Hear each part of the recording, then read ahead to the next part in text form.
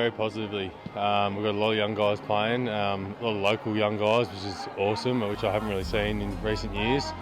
So yeah, I can see a good strong core of local talent building up now. And look, you're going to have inconsistencies with a young team, which is natural and expected. But yeah, look, when we're just our problem at the moment is just playing 4 quarters of footy. So we see it in patches, but and against the good teams, like you sort of get exposed a bit. But once we string 4 quarters together, I guarantee we're going to be hard to beat.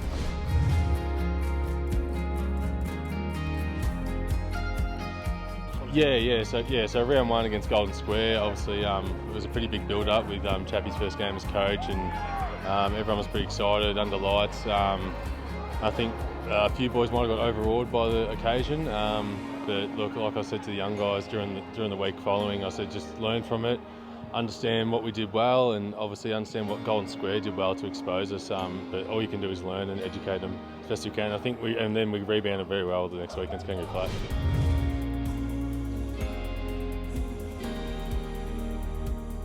Obviously, when someone of that calibre comes into your club, it's pretty exciting. It's not going to be every day that you can play footy under someone who's played 280 AFL games. So he's been awesome. His preparation and knowledge and the work he puts in is just unbelievable. And even like the time he puts into the young guys, it's just, yeah, I've got so much respect for him, and even myself. Like it was good him coming in. It was a clean slate. He had no idea of any players here, so you had to prove yourself all over again. And I think it's been really good for everyone. So he knows it's a journey. So like I said, we're going to have some tough days with the young guys, but I think this club is just going to benefit for the next 10 years just from his influence.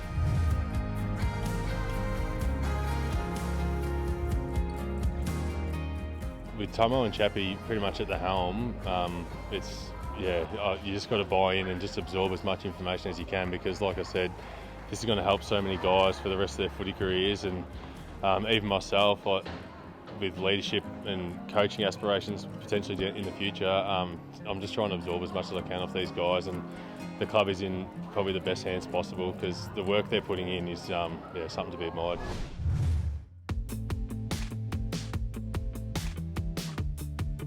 Yeah, well, he sort of bounced a lot of things off me, just obviously from being at the club for the last 6 years.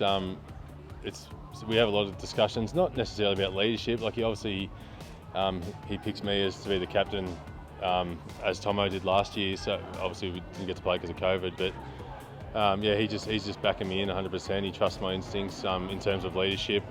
So he's sort of left me alone in that aspect, but in terms of the way I play and stuff, he's backing me in 100%, which is awesome, and it's all I can ask for.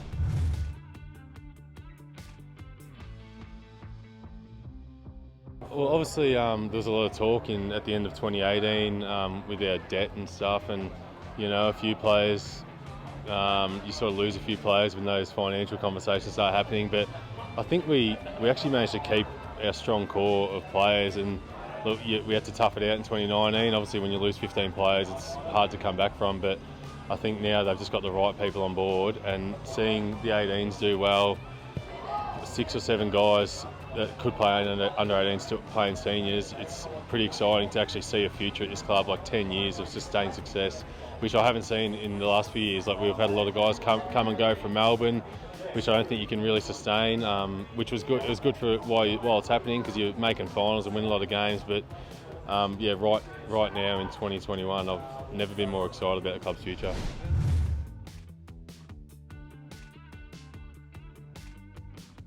Probably more than their football ability, which I've shown in the first few weeks, they're just cracking people, and that's all you can ask for at a footy club, is to get good people into the club.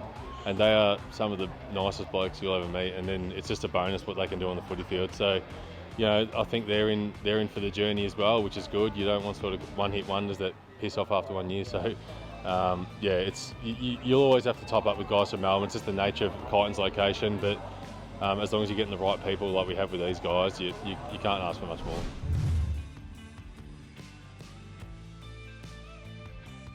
Just to learn, just learn as much as you can under Chappie and the lads. So, and then we'll just keep building. There's anything's a bonus. Like we're going to win some weeks, we're going to lose some weeks. If we make finals, great. But we're not going to judge ourselves on wins and losses right now. It's just the way we play, the way Chappie wants us to play, and just keep learning. Yeah, it was just a marking contest, which is unfortunate. I thought it was a corky at the time, but the X-rays showed a clean break on the Monday. So hopefully about 6 to 8 weeks, and I'll help Chappie out as much as I can on the sidelines. But yeah, it's a bitter pill to swallow, but that's footy. That's a risk you take.